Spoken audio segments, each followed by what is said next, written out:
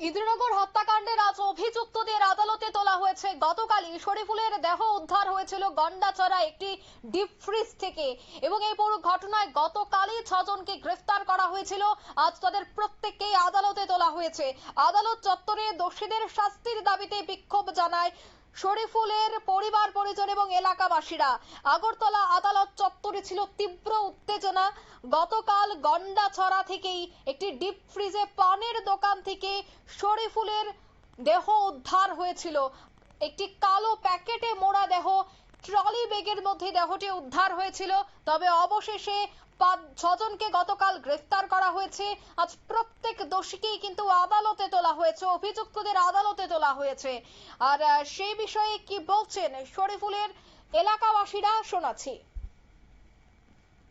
অনুভব করার মতো তো আমাদের মধ্যে মানে কথা বলার মতো তো আমাদের মধ্যে ভাষা নেই। মানে আমরা এলাকাবাসী হিসেবে আমরা তো জিনিসটা এখন অব্দি নিতেই পারতাছি না যে হ্যাঁ এর লগে এমন একটা ঘটনা হয়েছে।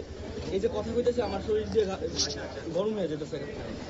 আজকের দিনে দাঁড়াই আমরা শিক্ষিত মানুষ, শুধু শিক্ষিত বই পড়ে শিক্ষিত হয়েছি, বই পড়ে শিক্ষিত হওয়ার তো কোনো মানেই নাই এই জায়গার মধ্যে। যে জায়গার মধ্যে আজকের দিনে দাঁড়ায় একটা 20 বছরের পোলা ভালো করে দুনিয়াটারও দেখছে না।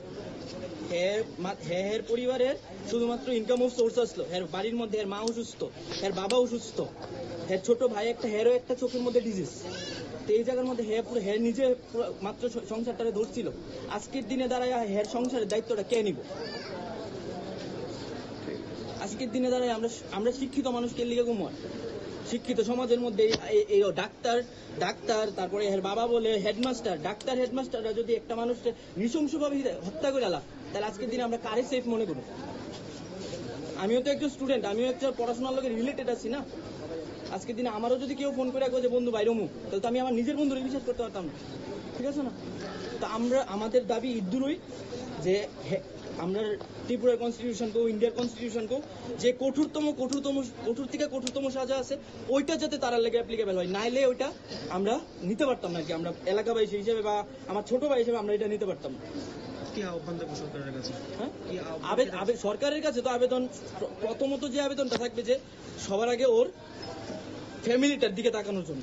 কারণ একমাত্র ইনকাম সোর্স আসলো ওই, মাত্র 20 বছরের ছেলে হ্যাঁ দুনিয়াটারও ভালো করে দেখছে না। তো আজকের দিনে দাঁড়ায় 20-21 বছরের একটা পোলার এরকম ভাবে হত্যা করে লাইছে, এটা তো কেউই মানতে পারতো না। না তো সরকারের কাছে আবেদন থাকবো যে আমাদের ভারতের সংবিধান বলুন বা যেখানে যে কঠোর থেকে কঠোরতম শাস্তি আছে ওইটা যাতে তার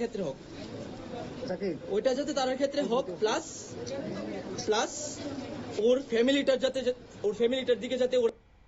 আপনারা শুনলেন এলাকাবাসীদের বক্তব্য। সে বিষয়ে আমি আরো বিস্তারিত জানবো। টেলিফোন লাইনে যুক্ত হয়ে গেছে নিউজ ভ্যানগার্ড প্রতিনিধি জাকির হোসেন। জাকির দা, তুমি সকাল থেকেই কোর্ট চত্বরে রয়েছো এবং কি পরিস্থিতি দেখতে পেলে? যে 6 জনকে নিয়ে যাওয়া হয়েছে কোর্টে, সেখানে পুলিশের নিরাপত্তা ঠিক কেমন ছিল?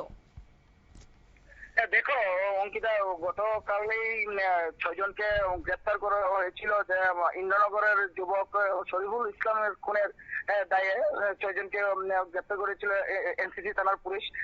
তারা হলো ডাক্তার দীপাকর সাহা, দীপক চন্দ্র সাহা, নবনীতা দাস, দেবিকা সাহা, জয়দীপ দাস এবং অনিমেষ।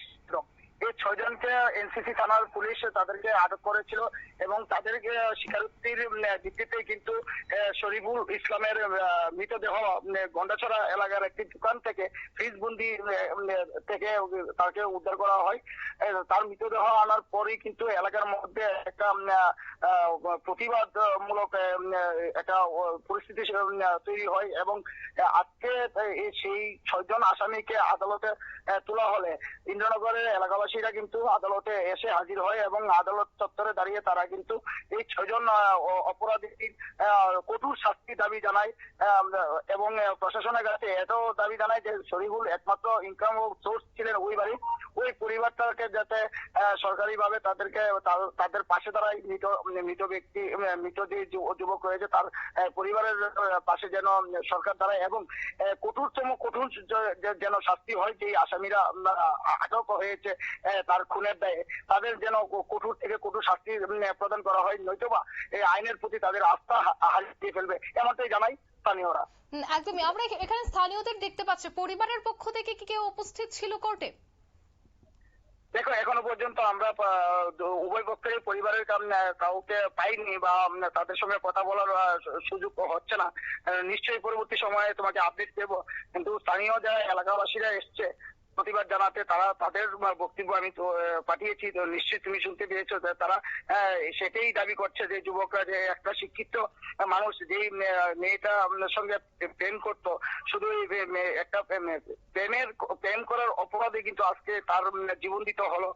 যেই 6 জন তার ছেলেটাকে শরীফুলকে হত্যা করেছে, তাদের মধ্যে কিন্তু একজন ডাক্তার রয়েছেন। তারা কিন্তু এটাও বলছেন স্থানীয়রা, একজন ডাক্তার হয়ে যে ডাক্তারকে মানুষ ভগবান হিসাবে তাদেরকে সম্মান করে থাকেন, সেই ডাক্তারের হাতে খুন হওয়াটা কিন্তু অস্বাভাবিক ব্যাপার। এবং যে মেয়েটার বাবা অ্যারেস্ট হয়েছে, সেই মেয়েটার বাবাও নাকি স্কুলের হেডমাস্টার ছিলেন। মানে স্কুলের হেডমাস্টার মানে একজন শিক্ষক, সমাজের মেরুদণ্ড, যারা নাকি মানুষ তৈরি করতে ব্যস্ত থাকে সারা জীবন। সেই মানুষের হাত অমানসিকতার পরিচয় হয়, তাহলে কিন্তু সেটা মেনে নেবে না সভ্য সমাজ। এমনটাই স্থানীয়রা যেটা অভিযোগ করছেন। কেন স্থানীয় যুবকরা এটাও বলছে যে যদি তাদের কঠোর থেকে কঠোর শাস্তি না হয়, তাহলে কিন্তু সভ্য সমাজ কিন্তু আজ কলঙ্কিত হবে। অঙ্কিতা, ধন্যবাদ আপনাকে। অর্থাৎ দোষীদের শাস্তি প্রদান করার দাবি কিন্তু উঠে। আগরতলা আদালত চত্বরে চলে তীব্র উত্তেজনা। শাস্তির দাবি জানায় তারা। শরীফুল হত্যাকাণ্ডের মূল অভিযুক্তদের আজ কোর্টে তোলা হয়েছে।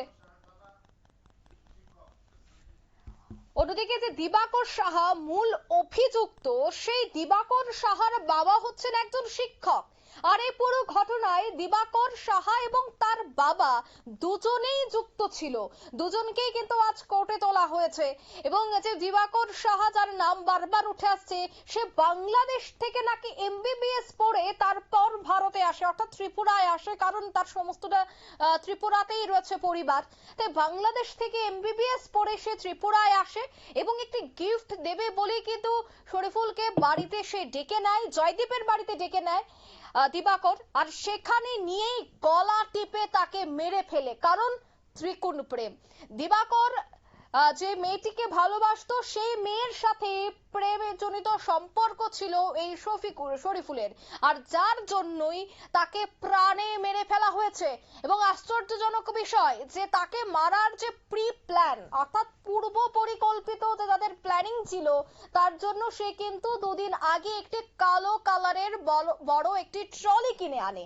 আর সেই ট্রলিতেই হাত ভেঙে, হাত দুটিকে বেঁধে ট্রলিতে করে উত্তর ইন্দ্রনগর থেকে গাড়িতে করে সোজা নিয়ে যায় গন্ডাছড়ায়। আর সমস্তটাই কিন্তু দিবাকরের বাবা শিক্ষক মশাই, ওনার সব তত্ত্বাবধানেই হয়েছে। আর সেই জায়গাতেই প্রশ্ন উঠছে যে যখন রাস্তা দিয়ে নিয়ে যাওয়া হয় তখন কেন পুলিশি চেকিং হয়নি। অন্যদিকে আরো অভিযোগ রয়েছে যে এই ধরনের ঘটনা ঘটে গেছে, কিন্তু পুলিশ 4 দিন পর মৃতদেহ উদ্ধার করেছে। যদিও এখন যে 6 জন অভিযুক্ত রয়েছে, যে 6 জনকে আজ কোর্টে তোলা হয়েছে, তাদের বিরুদ্ধে যেন কঠোর থেকে কঠোর পদক্ষেপ গ্রহণ করা হয়, সেই দাবি করছে শুভবুদ্ধি সম্পন্ন মহল এবং এই শফিকুরের এলাকাবাসী, পরিবার পরিজন। এই মুহূর্তের সংবাদ এ পর্যন্তই। আমাদের পরবর্তী নিউজ এবং আপডেট দেখার জন্য অবশ্যই চোখ রাখবেন শুধুমাত্র নিউজ ভ্যানগার্ডের পর্দায়। ধন্যবাদ।